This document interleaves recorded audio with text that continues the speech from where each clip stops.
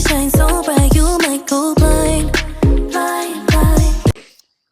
Hi, guys, and welcome to the Fin Plug. I'm Ernest, and in today's podcast, I have a very special guest with me. He is a friend, and we go back as more than 6 years. So we met in university. Um, he's a fantastic guy. He's an amazing guy, and today we'll be talking about Kamran's journey from numbers to people. So how he navigated, dealing with Excel and all that, and then managing people. So we want to get an insight into his journey and how he was able to achieve this. So welcome, Kamran, on this channel to FinPlug for you, and thank you very much for coming on this channel. Could you please introduce yourself to our audience? Thank you, Ernest. Thank you so much for having me. And I know this call, this podcast was waiting. We were waiting for this for a long time. Once I Definitely. remember when you started this channel, I always wanted to talk to you and just wanted to help you for the cause. To be honest, and I thought uh, my with me answering your questions, maybe I could help someone. So, well, as you mentioned, 6 years, more than 6 years. Yeah. And like I remember when we started back in 2019, it was before COVID, and things were Mhm. different. I'm from Pakistan, and I came to Germany in 2019, and I did uh, my bachelor's from Pakistan. And after that, I was working in Pakistan in HR for almost 5 years. Then I came to Germany. I did master's in financial services management from Germany, and then I went. I after that, while doing my masters, I actually got a job in IBM, and then later on, uh, I I worked in IBM for more than 2 years, and now I'm working with a chemical company. It's Simrise. Its headquarters. It's in Germany, and I am working in HR in the headquarters. Wow. Wow. I mean, this is very intriguing and interesting. I mean, I saw you. So from where you began in Germany and where you've gotten to, I must say, I'm really proud of you, bro. So thank you I very of course thank you so much. I know you mean it, I know you mean Yeah, it. It's yeah, not like definitely. everybody else. People Yeah, talk, but I know you mean it because you have seen us. You have of seen course. me. Yeah, We have been together in this journey. definitely. You have seen me how, and we have been living in these dormitories, and just Uh, just like a regular ordinary life. It was yeah, just yeah. nothing posh. We were Of course, just of course. living and uh, actually surviving the German culture in the start. So, That's very yeah, true. That's very true. Yeah, we've come from far, very, very far. You seriously. know. So yeah, I mean, we thank Allah, we thank God for how far He has brought us. We are very grateful for that. So without further ado, let's dive right into the questions because I have series of questions I would like to, ask you. So let's start from the beginning because your story is a very special one. I would like to know, so what really drew you to finance in the first place? Actually, when I was working in Pakistan, I was working in mostly in HR operations. Mhm. Um, and I also worked in for 2 3 years. I worked in payroll management as well. So obviously, with payroll, it was payroll and then other budgeting related exercises as well. So I wanted to learn more about numbers and how the financials actually works in the companies. So that's why I wanted to learn more. I wanted to have more understanding about the financial side of the company. So I Mm. could, because I was working the financial side of HR, so I just wanted to see how the bigger finance looks actually. So this was one of my uh, goals, I would say, to work or to study finance. But later on, I decided to stay in HR because I just wanted to see some bigger picture of finance. But I never wanted to work in finance. So that's why I stayed in HR and I'm still in HR. Oh, okay. Yeah, I think that makes sense. That's a really interesting, career path. So in terms of your first job after graduating, because I know, yeah, we both did Masters of Financial Service Management. So how did your first job after graduating set the tone for your career? I was working in Pakistan for 5 years. I had some understanding of corporate culture, and then I had some understanding how uh, the basics of Microsoft works actually, like Excel and all these things. So when I applied, when I was actually studying masters, I got three internships offers actually, and there was a time it took me 1.5 years to get those three offers. I was Okay. applying for more than 1 year, and then because it was COVID situation and Yeah. during Corona time, nobody knew what will happen actually.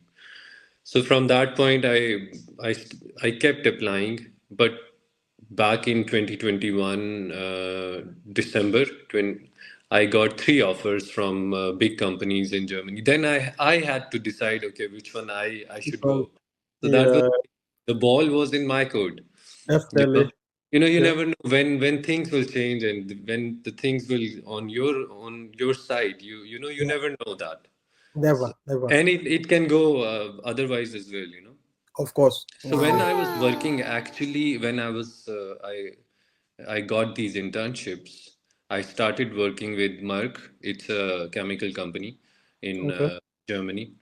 So while I was working for fourth or fifth month, I didn't complete my internship. I got the job in IBM. Oh, So wow. that job was not HR, but it was related to Workday system is HR system. So I worked as a consultant, and I tried my job description was to implement the system, get to know how the system. So for that perspective, my audience in the company or when we were implementing the system, the audience were HR because the system is HR based. So we were just talking to HR people, HR manager, all the stakeholders related to HR. So from Okay. that job as well, I kept in HR while it was more of a consultancy or project management job, but it was based in human resource department. So then I would say from that point, I just kept in HR myself. I just kept myself in HR. So it was never like um, something I stayed out of HR. Yeah. So uh, I think if I had when I was applying for internship, people kept telling me that I should apply for finance internships because finance internships would be easy to find and all. But I really wanted to just go in the market and try my luck. So Of course. it took more time, longer time, but I'm satisfied. That is Yeah. more important, the satisfaction in the end. Wow. So answering your question, I think I have never left HR. I always Okay. stayed in HR. Okay. Yeah, From but my it makes mind. sense. Okay. Yeah, because you were working in HR, you did your master's in finance. So a lot of people will assume you now move into a finance role, not back to HR. Yeah, I I mean, that. yeah, I wanted to see the bigger picture of finance. of course. Yeah. I saw that from a degree, from a Yeah. master, and I just stayed in HR. When I was working, when I was searching for the jobs Yeah. post-COVID situation in 2021, 2022, it was really difficult. Yeah. And markets like Germany, where I don't speak German, and German culture and everything. These were the hurdles, but somehow I just we were talking before that as well. You mentioned that I had an Yeah. intention that to give up. You know, Yeah. I did not give up. So yeah, I just stayed on the track. Yeah, definitely. I think this is a story that really resonates and motivates a lot because I mean you had the option to give up, but you didn't give up. So guys, if you are watching this, your dreams are still valid, you know. It might take a while, but then just keep pushing, being consistent and all that. And then one day it will come through. But if you quit, then you wouldn't know if you would have succeeded.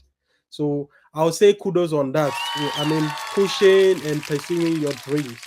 And you did mention that people criticize you. That why were you going to HR? Is there any criticism that stands out for you in the past, or anything that you would like to share with us? You know, I would say I will not mention any names or Yeah, no, individuals, no. Mhm. but you know, as I mentioned, it was a long time. It was more than 1.5 years. Yeah, So for 1.5 years, I kept trying, and in okay. parallel, I kept working for odd jobs. Like I was working for Amazon. I Yeah, worked in Daimler for Mercedes. The parent company is Daimler. So I yeah, was working in the on the warehouse in the warehouses. It's not yeah. like I was working as a professional or something. Of course, So it's of course. like a blue collar job. Mhm. So this is like 1.5 years, and Yeah, in parallel, all of my colleagues in university, my friends, even my family yeah, back, whoever was in contact at that time with me, they kept telling me, why if you're not getting this job or internship in HR, why you just start applying in finance as well? So this is yeah. like 1.5 years, you know. Of So of course, yeah, course there was a pressure, and then definitely. I there was time when I started applying for finance as well, but I kept applying in HR as well. Yeah, So yeah. it's not like I didn't listen to them, because Mhm. I felt weak at that point, to be Yeah, honest. yeah, yeah. But somehow I stayed in HR and I am in HR. So It's really good. everything is fine in the end, you know. That's really good. I mean, it's really good to stick to your passion and what you want, because a Mm. lot of people will just take the easy route, you know. Oh, okay, I have a master's in finance. Maybe it will be so easy to get finance. Let me just focus solely on finance. But you didn't do that, which is really, really good. Yeah, and I'm very proud of you. Like I said, yes. And you did mention that you had to do some odd jobs and all that. So if you are a student in Germany, if you are planning to study in Germany, then you should have at the back of your mind that you may be doing some odd jobs before you can really get like a white collar job or your dream job. Because again, Cameron and I, we worked in one restaurant. We were colleagues. So we started from somewhere. That was So fun, you know. That was yeah, fun. That was fun. yeah, that was really funny. We used to work in the same restaurant. You know, it's a fast food joint. So just be open minded and then know that there is a better days ahead. Well, I'm not a motivational speaker. I'm just trying to, put something out there. Yeah, obviously, you know, you try to find fun out of misery as well. So it was Yeah, fun, but it was hectic sometimes, most of the times. yeah, But yeah, still, definitely. whenever we were working together, I think it was really fun. Definitely, man. It was really fun. We'll just be creating jokes where we'll be saying, Remember, we had our headphones on, yeah, and we yeah, yeah, used to yeah. talk You say, on the headphone. Stage seven, and this dude will be pranking me, because I was working in the lobby, he was in the kitchen. So once the food is ready, they call the lobby guys, which is stage service. So that's literally table service. So this guy would just talk in that PA system. Stage service, you come and there's no food there, which was it was fun, It was Yeah, you're right. it was really, really fun. Yeah, so we had a lot of fun back And in you the know, day. you were. I think this thing. I just want to mention one point. When we were Yeah, coming out from our countries, hmm, we are living with our families and friends. yeah, But hmm, when you're leaving your country, you're just not leaving your country. You're leaving the family and the friends element as well. And when you're yes, coming here, you have to start from scratch. That's yeah, number one. But the most important thing nobody tells us is that when we come here, we have some at some point we feel that loneliness. Nobody has ever told us that thing as well. So I'm not demotivating anyone. I'm just trying to tell people that they need to be more aware about the things, Yeah, because when things hit you, it's sometimes it can be difficult to take, of but course. in the end we are all humans. I think the human survival is the best we can do, I think, and Yeah, that's I what we do at the best. yeah, I completely agree with you. It's really nice to have like circle of friends or family that you can fall back on, because moving to a new country with different culture and everything can be very daunting and difficult, you know. And there's a lot of adapting and adjusting that you need to do as a human being. So having good circle of friends and family will go a long way to help you at the end. So I definitely get what you are trying to talk about for sure. Thank you very much. Um, you did mention that it took you a while before you got your desired job. So can you give us one or two tips that helped you in securing a job that someone might pick from this video? Just one or two of them will do. It depends how much ambitious you are. That's Yeah, that's one thing, and the second thing would be what you want in life. Because if you just want uh, some people are career oriented. Some people just don't just think in on the other side. They just care about how much money they are earning. That's the one line I would say people draw, and some people stand on the other side, and some people stand on the other side. In the yeah, end, you can earn money in this in the West or in developed economies, but um, it's more important you to have something for future goals. Like, for example, if someone talks to me about my future goals, maybe at that point I will not be able to tell someone that, okay, I want to be the CEO of any company, or yeah, head of HR or of any company or something. I would not mention these things. I think this is like, um, if you keep going, you will be at some point after yeah, some time. The important thing is you don't have to give up. you know that's the most important thing, I would say. Never yeah. give up. Never Okay, ever give up. that's It's really good. There are times when you go down. There are times when you will be really stronger, but I think the when you are down, that's the most important thing, when you learn a lot. So Yeah. I have one mantra. I think I'm bragging a lot. No, no, no, no. I mean, you've experienced it, so it's good to, I mean, that's what this platform is about, for you to share your experience, because your experience is different from my experience. Do you get it? So the I only way understand. you can help someone out there is to share your experience. As I was mentioning, my mantra is, what doesn't kill you make you stronger. That's Of it. course, it's the Seriously. truth.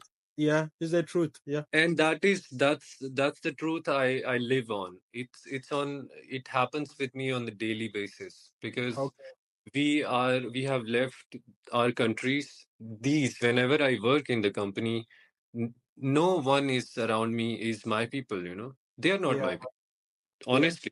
They have different cultures, they have different understanding, they have different food, even they have different greeting routine. They would mhm, say different thing in the morning, we will say different thing in the evening.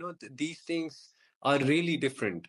So obviously you face little things on daily basis, so yeah, you just need to be strong on the on the moments basis. It's not like you're strong now, you don't need to be strong tomorrow. No, you have to stick with the strong, yeah, yeah. stay strong. I Yeah. Okay, okay, yeah, definitely. And thank you very much for that quote that, what doesn't kill you makes you stronger. And that's a really good one, because in our difficult moment, what we realize is that in our difficult moments, when we come out, we learn so many things that makes us more stronger. And if you realize, even an iron that they use to forge a steel, it goes through fire. and after that they'll put it in water and becomes hardened. So you Yeah. need to go through the fire sometime to become a refined product, you know. Yeah. Yeah. It's part of the process. So thank you very much for, throwing light on that. So my next question would be, are there any skills that you learned in finance or you learned through your masters in finance that you've applied in HR or has helped you in HR one way or the other? Can you throw a bit of light on that? I think, of course, I think just one thing I just want to mention is Microsoft Excel, because Okay. when I'm working in this my current job, Yeah. this there are so many people who just don't know how to use Excel, even they work in HR, Mm-hmm. even though they have to use Excel on daily basis, but there are small things which they don't know how to use it, which Yeah. makes their job more complicated. So Okay. obviously, if someone is working in finance, I think I've never seen any finance guy who doesn't know Excel. I Yeah. don't. If a finance guy doesn't know Excel, they don't need to be in finance, I think. Of course. Of course. So from that perspective, I think if you're coming in finance, I just want you to learn Excel like on macro basis, That would be a perfect solution for your future career, mostly. If you will lose anything, any software will change, but I think Windows or Microsoft Excel is not going to change for next 30, 40 years at least, or maybe more. So I think Microsoft Excel would give a lot addition in your career if you know better. Oh wow. Okay. That's really interesting. So thank you very much for the clarification and the insight.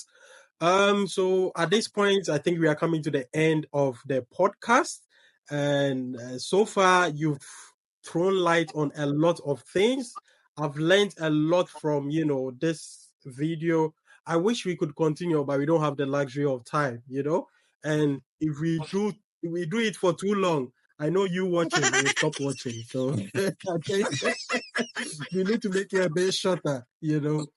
Okay, so my last question would be, do you have any advice to someone who feels stuck in their field? So maybe they studied engineering, they want to move to finance, but they are scared to take that bold step. Do you have any final advice to this kind of person?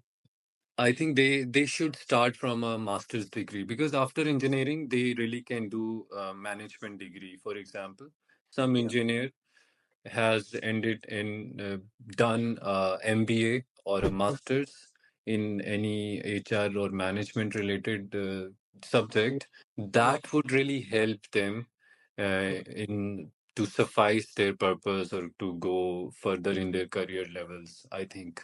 So it's better to have a professional degree of that subject before you join that subject, because in that case your the tag of engineering will also be removed from your profile, that nobody will be, of course you will be an engineer in the end, but you will have other knowledge as well, so that would really help you as a to achieve something, I think. Yeah. I think you made a very valid point that if you want to switch career, it's better to put yourself in that pedestal where you go into maybe a professional qualification or you go into masters just to show that you have the document to veer into such field. So you've made a really, really valid point. And thank you so much, Kamran, for coming on this channel. So, guys, if you feel torn out between, switching fields where you study this, but then you really want to work in this, I think Kamran is a living example of how to, switch or let's say move from one career path to another career path. So at this point, I would say a very big thank you. I mean, you did mention that you are very keen with helping people and sharing information out there, of which I think that's very generous and good and fantastic of you. I mean, I've known you, I know you're a kind person. So when you agreed, I was very, very happy. I tell you, I had sleepless nights. I was going to speak to Kamran today, you know? It's Thank been you. since I saw you. I think it's been, yeah, if I'm not exaggerating, like 3 years or 2 years since I saw you on video or something, you know? I think last time we okay. I don't remember our video call, but last time we met in Mannheim. That was the last Yeah, meeting we that was had. the last time. That was a while ago. I think that was 2020 or 2021. That was a while ago. I think Yeah, that 2022. I was working. 2022. Yeah, Yeah, probably.